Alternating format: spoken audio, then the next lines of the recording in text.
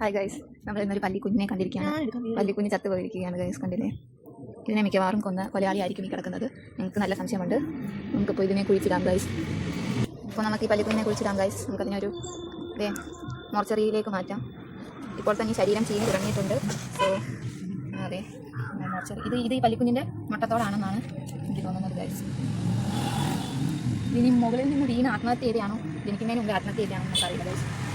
Okay, അപ്പോൾ നമുക്ക് ഇവിടെ കുഴിയെടുക്കാം ഗൈസ്. അവിടെ കുടിക്കാൻ പറ്റത്തില്ല, അവിടെ കുടിക്കാൻ പറ്റത്തില്ലെന്ന് അറിയില്ല. ഇത് കൊച്ചു കുഴി മതി. പല്ലിക്കുഞ്ഞിന് കിടക്കാൻ പറ്റിയ കുഴിയൊക്കെ മതി. ഊത കഴിഞ്ഞിരിക്കും.